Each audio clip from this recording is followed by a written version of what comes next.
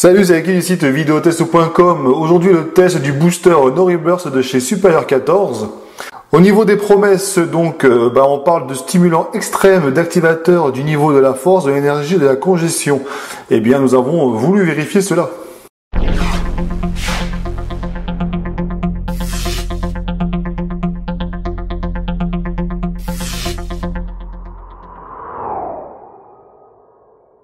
Alors tout de suite, donc un booster, en analysant juste sa composition, on peut savoir un petit peu ce que c'est censé booster, puisqu'on sait un booster, ça peut agir sur l'énergie, la congestion, sur la concentration, l'endurance, etc., etc.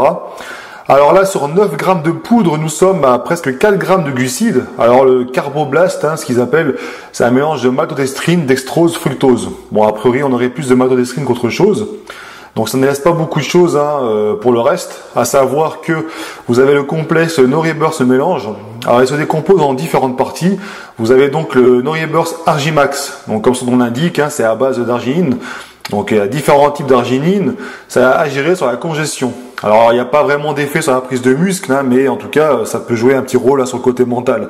Et c'est intéressant aussi pour ceux qui aiment bien ressentir leurs muscles gonfler sous l'effort, ça peut être pas mal.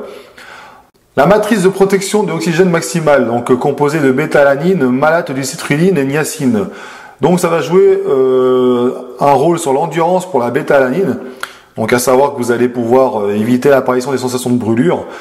Ensuite pour la niacine, donc c'est la vitamine B3, ça joue un rôle sur le système nerveux et c'est nécessaire pour la production de neurotransmetteurs. Ça aide à la production d'énergie.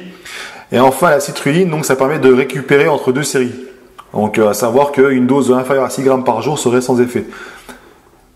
Ensuite, vous avez le volumiseur des cellules et domination de force de haute performance. Tout un programme. Donc il s'agit de différents types de créatine dont les effets sur la santé et la performance restent à démontrer. Enfin, vous avez également la carnitine. Donc là, c'est hypoglycémiant si c'est pris en trop grosse quantité. Ça joue un rôle énergétique en transportant des molécules de graisse dans les muscles. Et donc son action est controversée. Il y a des études contradictoires dessus. Enfin, vous avez aussi un peu de BCA, donc un petit plus, pourquoi pas, c'est toujours bon à prendre, mais bon, on doute qu'il y en ait beaucoup dans ce produit. Alors, donc nous avons un produit qui va jouer un rôle effectivement sur la congestion, a priori, sur un petit peu sur l'endurance et sur l'énergie avant tout. Alors, nous n'avons pas de précision quant aux proportions des différents ingrédients, donc le meilleur moyen de vérifier si ce produit-là marche, c'est de le tester, et d'ailleurs, n'hésitez pas à le faire et à nous donner vos avis. Donc je n'ai pas précisé, vous pouvez en trouver à différents parfums, pêche, thé glacé, citron, framboise, et c'est un pot de 270 grammes. Donc si vous respectez la dose de 9 grammes par prise, vous avez à peu près 30 doses.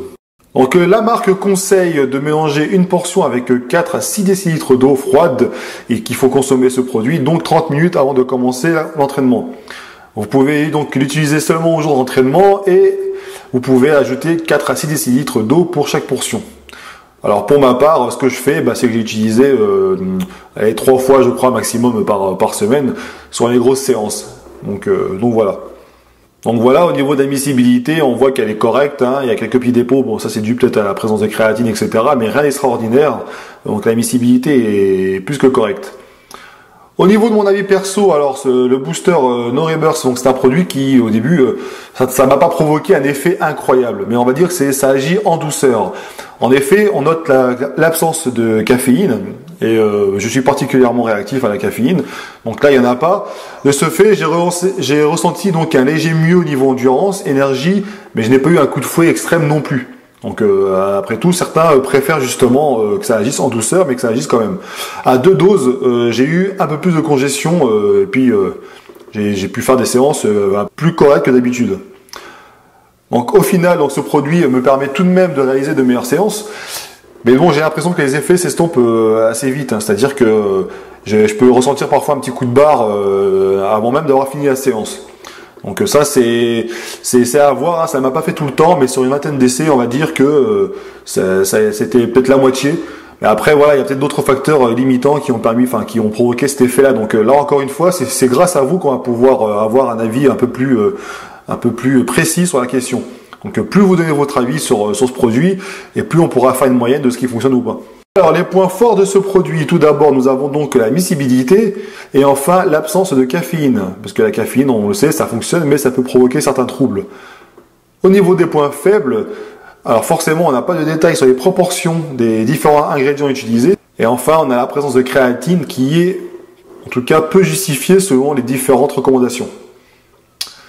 Au final, on a un produit qui semble fonctionner en douceur, mais pour ceux qui recherchent un produit vachement hardcore, qui agit, qui vous provoque des sensations de picotement, etc., à mon avis, ça va peut-être pas être le produit adapté pour. Donc à vous d'essayer de me dire ce que vous en avez pensé. Et puis moi, je vous retrouve à très bientôt sur videotest.com. Salut!